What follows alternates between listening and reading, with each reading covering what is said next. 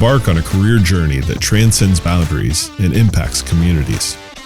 Join the state of Nebraska, where innovation meets purpose and your contributions shape the future. As a valued member of our team, discover a broad range of opportunities spanning from public service to cutting-edge technology. Be a part of something bigger, where your skills make a difference, your growth is fostered, and your commitment to excellence is celebrated. With hundreds of positions waiting to be filled, Nebraska state government opens doors to fulfilling careers.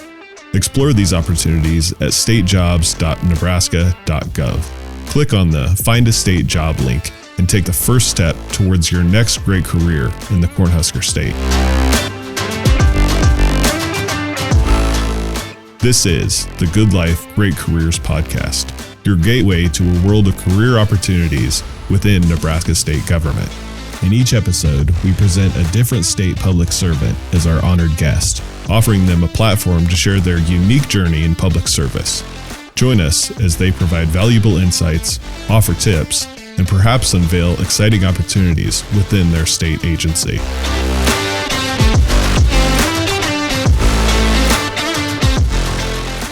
Welcome to the Good Life, Great Careers podcast. My name is Brian Spick, and I am the Director of Workforce Training and Development for the state of Nebraska. My co-host joining me again today is Caitlin Betts, who is the Director of Talent Acquisition for the state of Nebraska. Our guest today is Patrick Redmond from the Nebraska Broadband Office. Patrick has been with the state of Nebraska for 3 years, and in that short time has had quite the career journey. He started initially with the Budget Office as part of the Department of Administrative Services, and then in February of 2022, he was appointed by Governor Ricketts and Director Lee Will to serve as both the Nebraska Infrastructure Coordinator and the Nebraska Broadband Coordinator. By the summer of that year, Patrick was leading the Connect Nebraska Working Group. Then in January of 2023, Governor Pillen established the Nebraska Broadband Office through executive order, selecting Patrick to serve as interim broadband director until a permanent director was appointed. In July of 2023, then Director Haggerty was appointed to lead the office, and Patrick continued with the agency, serving as the deputy broadband director, a position he continues to hold to this day. Patrick, thank you for taking time out of your busy schedule to join us today. Really looking forward to get to know you, the work that the Broadband Office does. But initially, just want to hand it over to you, ask you to introduce yourself to our listeners, and just share with us whatever you'd like.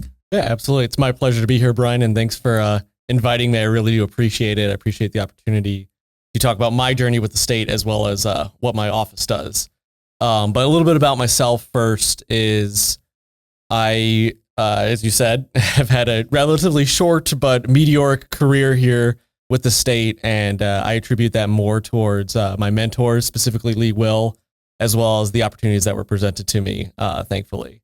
On a personal note, I'm a relatively young guy, married. I have one kid, another on the way here really shortly. Oh, congratulations. So really That's excited awesome. about that. A little nervous, Yeah. As you are. But it'll be my first girl, which I am extremely excited about to have. Wanted to have a girl for a while, a little princess, so I can't wait to spoil her. You guys have names picked out? Yes. Or So a name, I guess. Savannah May Redmond Awesome. will be her name. Beautiful name. So yeah, very excited. Very Southern, which we weren't really going for, but kind of like it. But a lot of my focus before coming to the state was in public policy. So that's kind of how I got into the role that I did. Was I was looking for state government opportunities that deal directly with policy formation, data collection, things of that nature, which is how I find myself in the Budget Office. And to explain a little bit of what I was told by Lee Will, one of the best mentors I've ever had, I think you would probably agree with that as well. But he told me that he could see that I really wanted to do more with my time here. And he basically gave me opportunities to prove myself. And luckily, I seem to have succeeded so far. Hopefully that continues. But I do really appreciate that. And that's just one of the things that working for the state that you were provided is all of these kind of stretch opportunities in which you can prove yourself, show a different side of yourself, just outside of your regular role that you occupy.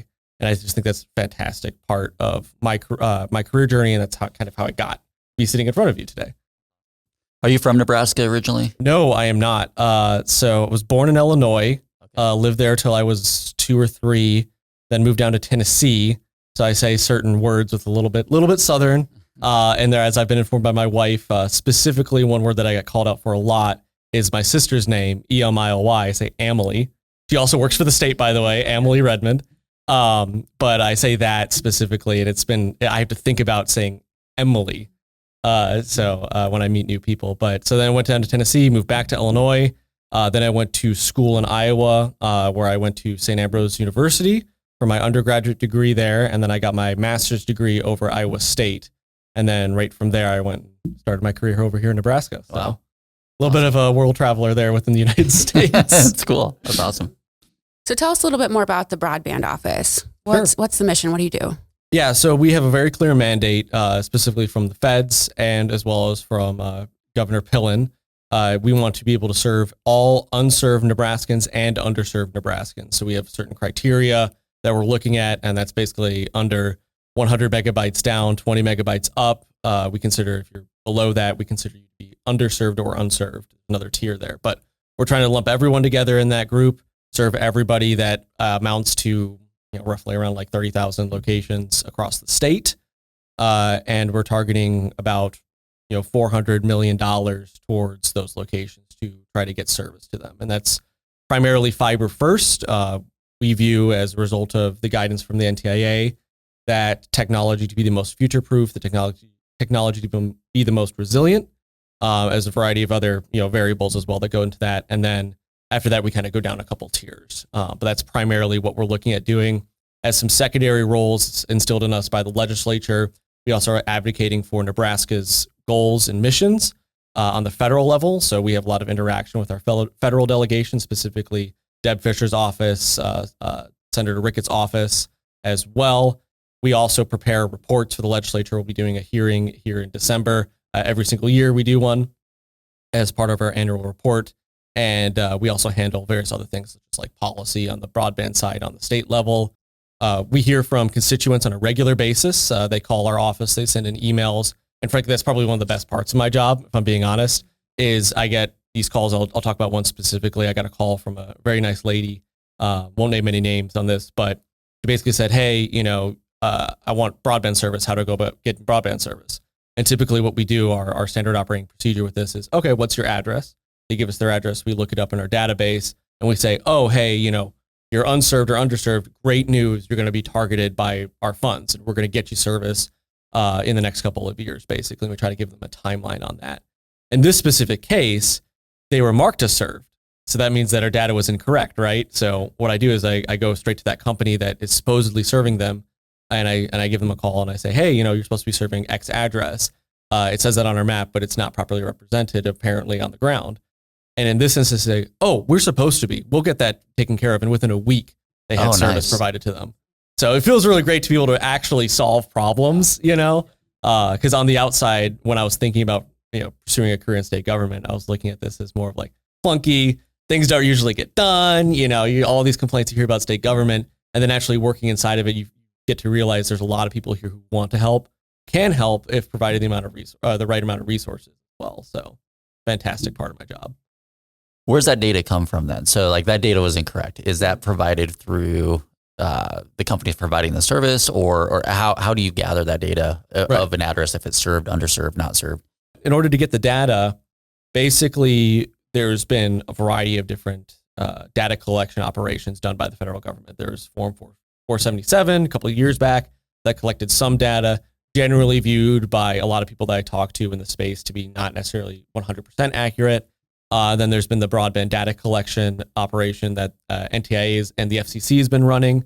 So they have kind of a national broadband map where they try to represent service to the best of their ability. They have an ongoing federal challenge process that we took part in a couple of years ago. We submitted about a quarter of all challenges received. The state did.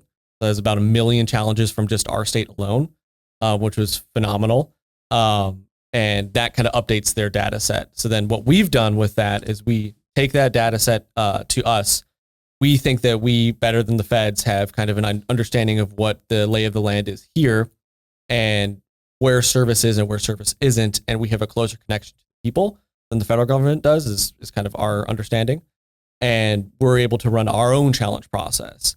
And through doing that, we've received 90,000 plus challenges from the community, from county officials, from providers as well, and then just from generic, everyday Nebraskans. And we've used that to update our data set. So that's currently what we're working through right now. But in this instance, we were specifically going off the federal data. So it's a lot of moving parts. A lot of different pieces are contributing to our data set and the accuracy of it. And my understanding is that we're never going to have a 100% accurate data. And I've been very upfront and honest with that with people. I'm shooting for about 95, 97%. And that's not because we don't think that we can do it. It's just more so once we push out a map, it immediately goes out of date because there's new construction. Yep. There's of houses specifically. There's instances where there's new build outs from companies. And then there's instances where, frankly, companies no longer are providing service. So it just immediately goes out of date. So we're trying to keep up to date as much as possible, get as accurate as possible, and to hear from as many people as possible. And that was the point of our challenge process, where we got, again, 90,000 challenges. So I think it was pretty successful in that instance. So then you take that information that you're gathering, the data and the challenges, and you mentioned identifying those are underserved. So what do you do then? Is it you're working with the vendors in the area, or what does that look like? Right. So that's basically where we're looking to go from where we're sitting right now as we're recording this. Is we're wrapping up the challenge process. I just actually this morning had an emergency meeting call with the data guy over at NTIA, Court Buffington. He's a great guy, super fantastic partner to work with. And we're right on those final steps of getting, a couple hundred discrepancies figured out in this data set of almost 800,000 data points, to be clear. So there's a couple hundred discrepancies we're just trying to nail down right now. Once we get that done, we have what we call our inventory of broadband serviceable locations, BSLs, that we're going to be able to hit. And we take that, we turn that into a map of what's called DPAs, or determined project areas. Lots of acronyms here. Yes. So I'm trying to say them all. Usually I just say, the BSLs and the DPAs, and it's like, but so we're going to turn that into a map, and then that kind of will go out, and we'll have providers bidding on that map. And some of the intention of that map is to keep the average cost per location down, but also to spread fiber to as many locations as possible. So we're looking at locations, down the street where it might be a little bit more costly than one up the street to serve, but we're putting those together to try to get fiber to as many locations as possible. And that is our goal. That is stated in all of our documentation, that we are going to maximize fiber. And when I say that, maximizing doesn't mean 100%, because we understand there's going to be locations that we're going to have to default to other technologies as well. But with this large influx of money, we want to spend it as proactively as possible, because one of the problems we've experienced in the past is that the definition of served continues to change. As technology continues to improve, service levels must necessarily improve with that technology. We cannot run a lot of our current modern day services on technology standards from 20 years ago. 20 years ago, your standard, I've been saying 100 by 20, was like 4 by 1. And then it went up to like 6 by 1 or 25 by 3. Now it's 100 by 20. And now on the state level, we're looking at getting to 100 by 100. So as this continues to increase, we continue to see more and more of these grant programs. And this gets into something that's a little bit contentious right now, is that we're actually stacking grant programs on top of each other, because you have something like CAF2, which is another grant program administered by the federal government, or other programs like that, not necessarily just to call out CAF2 here, but that are requiring service at 25 by 3 or 10 by 1. Those are still unserved by our definition. So then we can apply BEAD money to that. But now you're seeing grant dollars applying to the same location twice.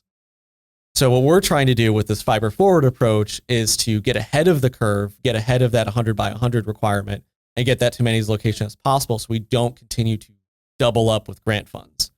So trying to be forward thinking in that. Yeah, that's awesome. And, hit you guys with some interesting information on what it is we're doing. But there's a lot of parts that go into this decision-making process. And we're really doing our best to make sure we're good stewards of the American people's dollars in the sense of the federal grants, but also Nebraskans' dollars and state grants. When you say 100 by 100, is that like the download and the upload speeds? Yes. Yeah. So that's what we call typically symmetrical speeds. Right now, the service that most reliably provides that is fiber, again, which is why we're targeting. That's not to say that you can't get coaxial up to like 500 by 100, but based on what I've been told, so my understanding could be flawed. I'll say that at the outset, But my understanding is you're starting to max out there on what that technology is capable of, at least with our understanding in the tech sphere of that. Whereas fiber, you can get all the way up to 10 gig by 10 gig with current technology. Wow.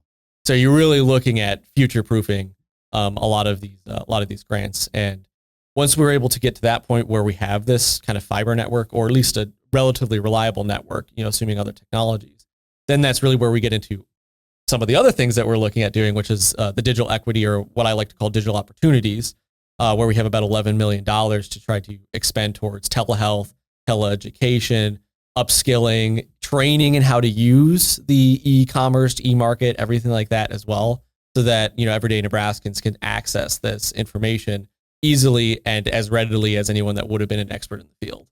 So, again, trying to look forward, trying to see, not only are we building it, but how are we going to use it then?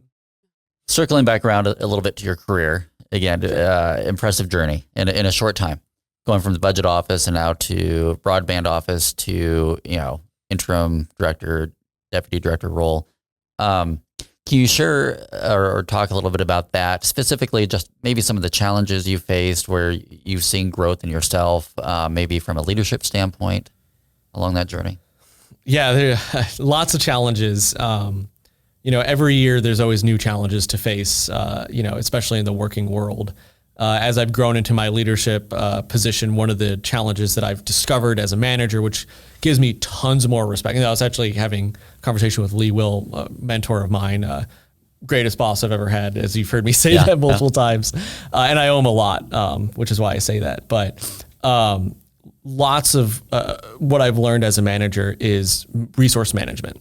It's a lot easier for me to conceptually volunteer my extra time, like saying, I'll put in a couple extra hours on the weekend to get this done, no problem, if it's just me. When I have to ask that of my team, that gets a little bit tougher, because I understand, everyone has lives, everyone has families that they want to be, spending time with. And that gets to be a little bit harder, but that's why you're put in that position to make those hard decisions. And growing up and realizing that you're not going to be able to make everyone happy has been a bit of a difficult learning curve for me. But I'm very lucky to have the team that I do have. I'm very blessed to be in the position I am with the people around me. They are extremely flexible, very, very solid group, very, very experienced, and have a lot of potential for growth, for sure, that I can see. So having them around as I'm learning these skills has been very helpful, because if I make a mistake where I'm like, oh crap, I didn't think about that, and now we're, under the gun and we have a much shorter timeline than we would have had, they're very flexible and they're very understanding of that. So I really do appreciate that from them. So it's a great opportunity for me to learn and grow in the position I currently am in. So that'd probably be the biggest challenge for me as a leader.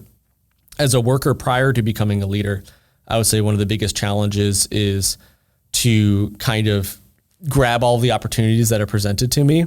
And because, for example, Lee will have a conversation with me back when I was over at the budget office, be like, would you like to take this project on?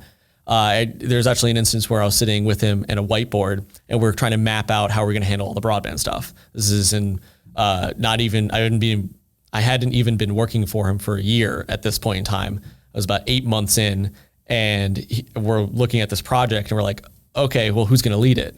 And Lee just looks at me and goes, well, you. I was like, are you sure about that? Are you sure you want me to lead it?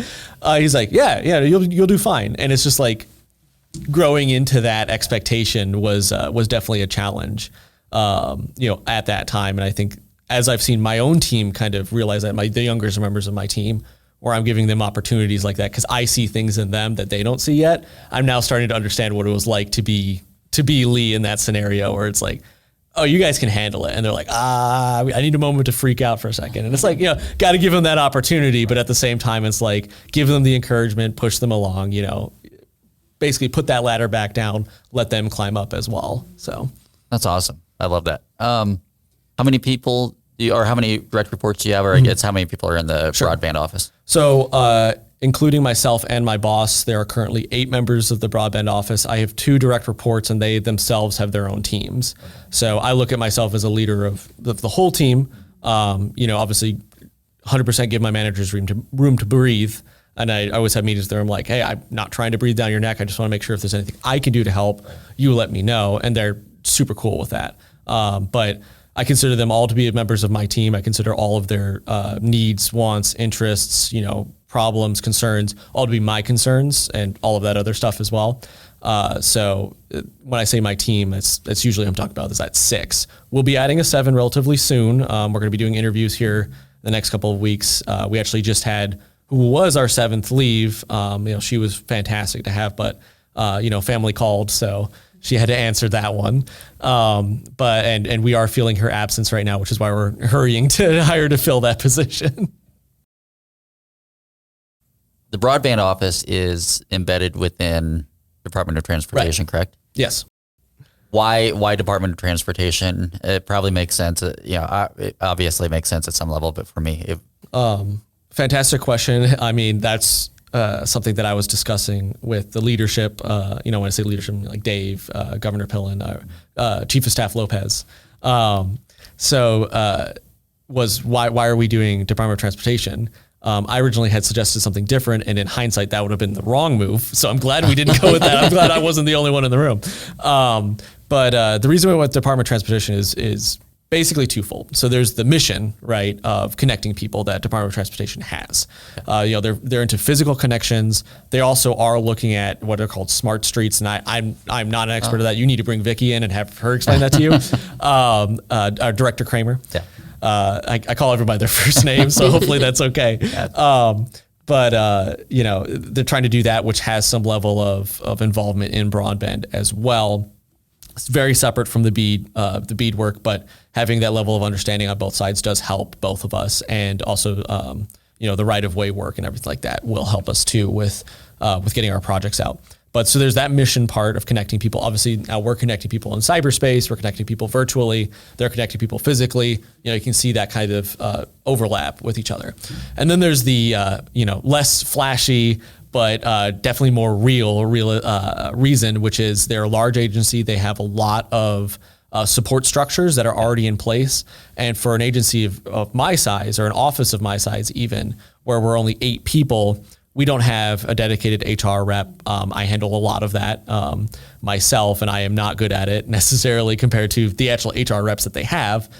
We do not have a dedicated controller in our office. We have people that handle some of those responsibilities, but not an actual dedicated controller. We do not have dedicated legal staff. We do not have dedicated admin support staff. So all of these different pieces that NDOT has that we can lean on, and luckily they are cooperative with us and help us out a lot. So that provides us that structure, as well is the money. So the way that things work with us is we get our drawdowns from the federal government on a reimbursement basis, which means we have to have the cash on hand.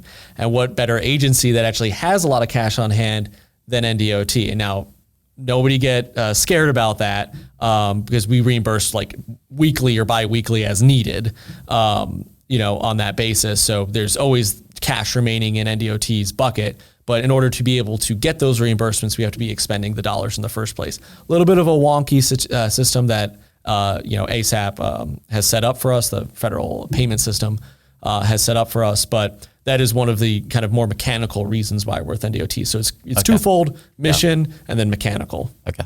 Yeah, I knew there's a reason for it, but it's above my pay grade, and it's people smarter than me make those decisions. Yeah, so. and I didn't realize that when we first went there. I was like, I don't see the overlap here.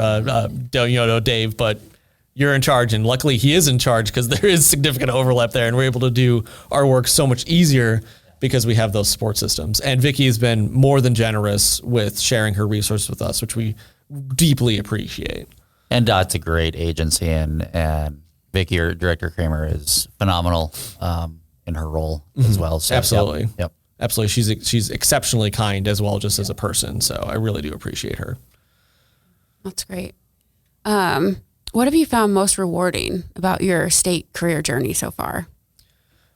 So I think the thing that I would find most rewarding about my state career would probably be the experience of like actually going out to communities and helping people, whether or not it's the example I gave earlier of the constituent that called and we were able to get her service within a week, or it's when I go out into communities and people come up and be like, oh, we're so happy that you're actually out here. I hear a lot from these kind of rural communities, especially on the Panhandle, where they say, the distance from here to Lincoln's the same both ways, right? because they just don't get the experience of meeting with state agencies. Even our local partners out there just very rarely get contacted, especially in person. So us going out there and meeting with them in person just to see the fact that they know that we care, that is a fantastic aspect of my job, to be able to communicate to people, hey, you're not forgotten. We're keeping an eye on you guys. We're taking care of you to the best of our ability. We're going to be meeting with you. We are coming to you and not always asking you to come to us, which I think is an important two-way street to have. Do you travel a fair amount then? I used to travel a lot more than I currently do. Once we have our communications director on board, I've kind of shifted that to her. But I've done it a lot in the past. It's not foreign to me, and I would do it again if asked. It's just that now that I've got a team, I can delegate. Yeah. so nice. One of the perks of being a manager is I can say, I don't want to do this, you do that. and the nice thing about this instance specifically, she likes doing that, which I don't understand, but she likes doing it. So I'm like, hey, it's a win-win. I don't want to do it. You want to do it? Fine, you do it. Yeah. What advice would you give to any of our listeners who are considering a career in public service, specifically with the state of Nebraska, maybe even with NDOT or Broadband Office down the road? Yeah, I think I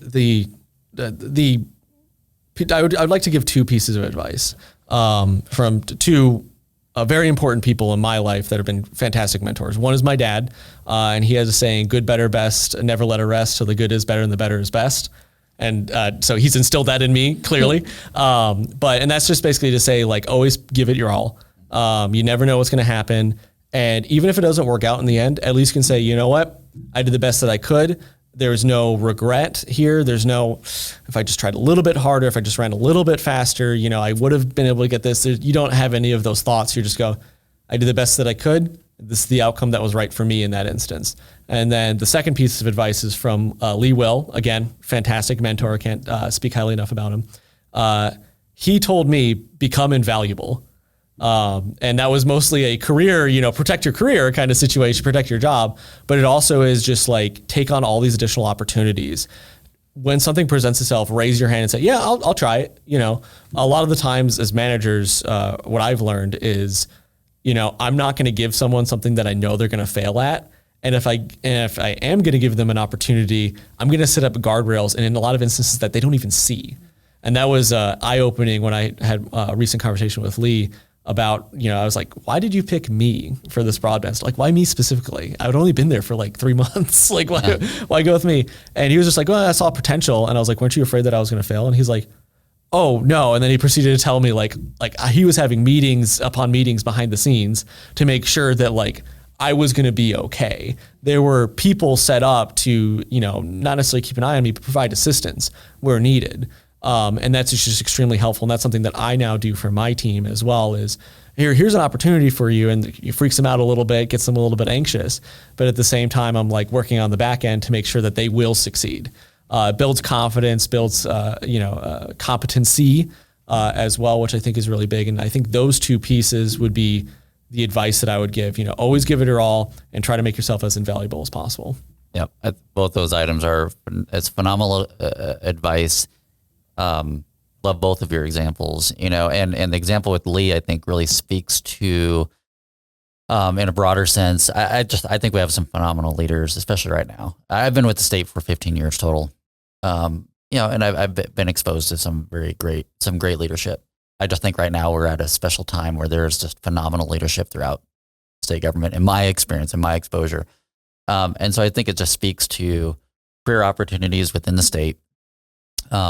People come on board. There are great mentors. There's great leaders. There's opportunity to grow and develop. I heard a former director one time gave advice similar to what Lee gave you, of just be willing to take on the hard job that nobody else wants, and that always stuck with me as well. And so I guess just to our listeners, if you want an opportunity for a great career, the state offers that. In a lot of different avenues and fields. Yeah. And it's oftentimes careers that you don't even know that existed, Yeah. So I would always just troll the, state jobs website and see, that could be interesting, give it a try and everything like that. Yeah. All right. Well, if you're ready, we'll move into our hot seat. All right. Really I'm in the hot seat now. These are going to be the tough ones, right? Yeah, right. Yeah. The first one is hopefully easy. Are you a sports fan? Yes. Go Ravens. Yeah, Baltimore Ravens. Lamar Jackson is the MVP. He will be the MVP for a three-peat. I'm calling it right now. He is the number one running back and quarterback in the in the league, in my opinion. And based on his performance last year, he might even be the number one wide receiver when he threw the ball to himself. So big Ravens fan. Big Ravens fan. Is it just football then that you are? Primarily, so when I was in high school, I ran cross country, and I was part of the first team to go down state in my school's history. I was top 10 in my team's history for speed, for cross country specifically, as 3-mile races. My PR, so personal record, was 15:18.6. So I was running 3 miles in an average of 5 minutes per mile, a little bit over 5 minutes per mile. I don't know if I could do 1 mile in 15 minutes. It's, I'm not nearly as fast as I was then. Do you still run? A little bit. My per mile pace, by the way, right now is like about 9 minutes. So still pretty good. It's, my wife says that. I'm like, no, this is real slow. I'm real slow compared to where I was. And I do attribute, by the way, a lot of that, because I was extremely lazy in high school. But I do attribute a lot of my success there to my coach, Bronco Meeks. Coach Meeks he was right about my attitude, wrong about where I was going to end up, but right about my attitude for sure. And had I not course corrected, had I not gotten a stern talking to from him, he might have been right about where I was going to end up too. But no, great guy, great coach, great mentor as well, especially for the position I was then. What's a thing on your bucket list? I would really like to go to Rome specifically. A very Catholic person, as is my wife. I would really, really like to go there. I'd also like to go see Jerusalem. My brother, Michael, actually got to see it. He's not Catholic, but he got to see it, and he was sending us all pictures. We were very jealous because he was there on tour. He's a Marine. So, yeah, really, really cool. I really want to see those places. Do you watch TV? Not really. Used to watch a lot of TV. Specifically, I used to watch a lot of Scrubs, cause they're 22-minute episodes, and I'd run on the elliptical for 45 minutes. So I'd get 2 episodes in, and that was my TV watching. I don't really do it anymore. I don't want my son, who's 3 years old now and very aware. He's very aware of everything that happens. We have to watch ourselves. I have a 3-year-old too, so I get it. But I don't want him to see me watching too much TV, and because I don't want that habit to develop for him. Right now, our problem with him is that he reads way too much. He literally will go to bed with a stack of books next to him, and he will go to sleep, and we have a baby monitor so we can see him. He goes to sleep with a book on his face. Oh, that's hilarious. So, and his reward, because we're potty training him right now, but his reward for doing potty training well is, you can read a book afterwards. So, which is a great, it's fantastic as a parent, but not a whole lot of TV. What's your favorite holiday? So obviously the generic one is Christmas. That's not my favorite because my birthday's too close, and I always say like, we'll get you a birthday and a Christmas present, so it's like not super great. I would probably say my favorite holiday's got to be, I think, Thanksgiving. I love pumpkin pie, big fan of that, but also just family time. To the point where me and my wife have lots of arguments where I'm not allowing her to decorate the house for Christmas until Thanksgiving's happened. I respect the holiday. But I'd probably say that's off the top of my head, that'd be my favorite holiday. Yeah. Do you do a big gathering or? We used to, when I have 3 siblings. So we used to get 7 people together in the house because my grandmother was also there at the time. But now since we're all the way out here, they're a little bit smaller unless I go to my wife's family, basically, and see them because she has a bajillion cousins. So we get to see all of them. And that's been usually our big Thanksgiving family gatherings. Cool. What's the best concert that you've been to? So I've only ever been to one concert because I'm not really a concert goer, and it was an Irish music concert that my wife found in Chicago that she took me to, which was pretty fun. Yeah. So we got to get all dressed up and whatnot for it. So that was exciting. I guess it's an easy answer when you believe exactly, it. Yeah. Well, it's also the worst one I've been to. Yeah. I don't really have anything to compare it to. Yeah. But yeah. Do you sing karaoke? I have in the past, generally not when I'm sober. What's your go-to karaoke song? It's usually the follow-up. It's Beer for My Horses. Okay. But usually a duet with another guy, and I sing the Toby Keith parts. And then I can never Willie Nelson. The other guy will sing Willie Nelson. So You gave a lot of great advice already, but any other final advice you would give to someone interested in a career at the state of Nebraska? Jump at any opportunity you find, even if it's not the career that you see yourself ending up at. Just jump at any opportunity you find. You would be surprised at where you could end up. You'll build connections. You'll network. You'll get that experience. And frankly, to all of my compatriots who have a political science degree like me, who have just a bachelor's, that's not like the most attractive degree from hiring managers. So just take what opportunity you can get that experience. And once you have that experience, you get like 2-3 years of experience, then start looking around for the actual job that you really are looking for within the state government. Yeah. And there's a lot of entry-level positions, particularly we're hiring a lot of entry-level positions that a lot of agencies are looking for, particularly here in Nebraska. There's always open opportunities. Yeah, I love that. The state is a great place to grow your career. That's great advice. Yeah. Well, Patrick, thank you again for your time today. It's been great to get to know you a little bit and learn more about the Nebraska Broadband Office. For our listeners, if you want to check out our great career opportunities and benefit offerings, go to statejobs.nebraska.gov and click on Find a State Job. While you are there, you can also find links to our Nebraska State Jobs social media, including Facebook, LinkedIn, and Instagram. We'd love to have you follow us to learn even more about our great careers. There's also a lot of great content on the Nebraska Department of Administrative Services YouTube channel, including this podcast. So make sure to search for us there and hit the subscribe button so you're notified when future episodes of the podcast drop. On behalf of our guests, Patrick Redmond, my co-host Brian, and myself, I want to thank you for tuning in and learning more about the great careers here in the Good Life.